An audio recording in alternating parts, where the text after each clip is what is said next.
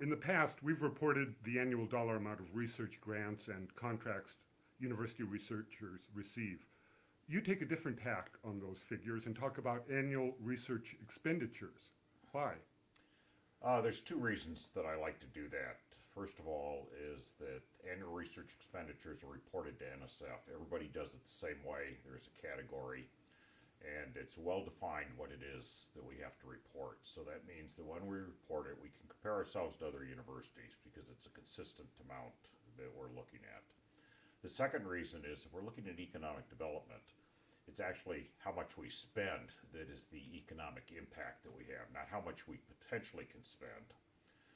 And the third reason really is that if we look at contracts and grants, there is no consistent way of reporting it. So if you look at one university, they might count the dollars differently than we would count it, and so it's rather a meaningless number from that point of view.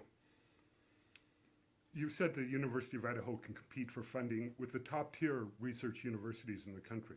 What gives you that optimism? First of all, because we're already doing it. We have two Cobray awards that we have from NIH. They're highly competitive, and we've won two. We have an Embry Award, again, a very highly competitive award. And then if you look at our faculty, we have faculty that are nationally, internationally known. The fact that they're internationally known says that we're competitive. We stand up there with everybody else. Our research people are just as good. They've received national recognition. They sit on National Academy panels to review things. And so we can compete with anybody else. Not in all areas, obviously. We're a smaller university, but no university can compete universally. Creativity also contributes to the university's extramural funding, but they often get overshadowed by the multi-million dollar scientific research awards. How do the arts, humanities, and social sciences fit into the university's strategic research goals? They're equally important for several different reasons. First of all, there is more emphasis, even on the big agencies, NSF and so on, that are beginning to say that quality of life is an important part of what we're looking at. So things that used to be typical just research, we'd go out in the field, measure things, they're now asking what is societal impact. So that's automatically bringing in the social sciences now. And then humanities are contributing too. They're a quality of life issue.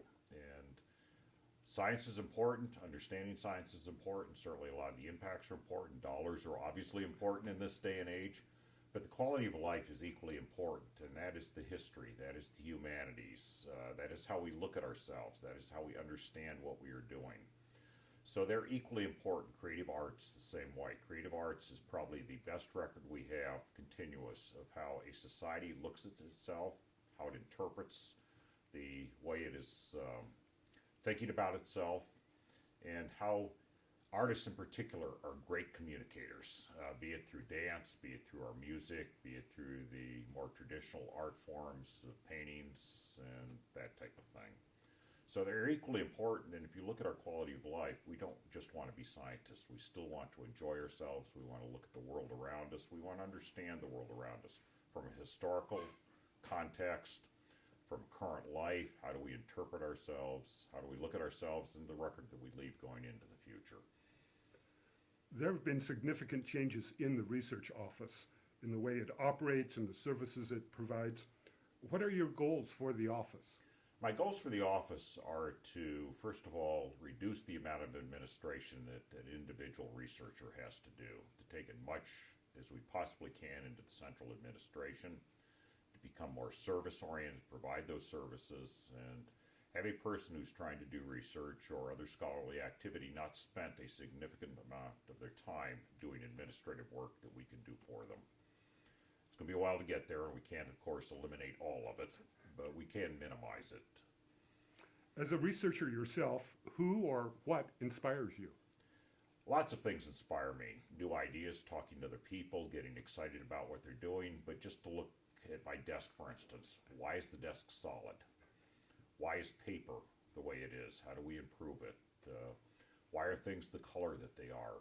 Why are flowers so complicated? What is the mechanism that goes from basically a little bud that we see to the flowers that I see outside the window? It is just being curious about everything in the world and wanting to know what the answer is. Why does it get this way? What are the mechanisms that get there?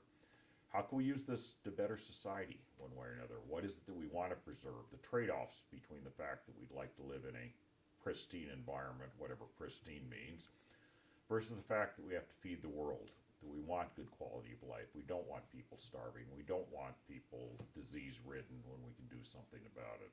So it's a host of issues, be they the social context, the purely scientific, the engineering. What are the better solutions coming forward?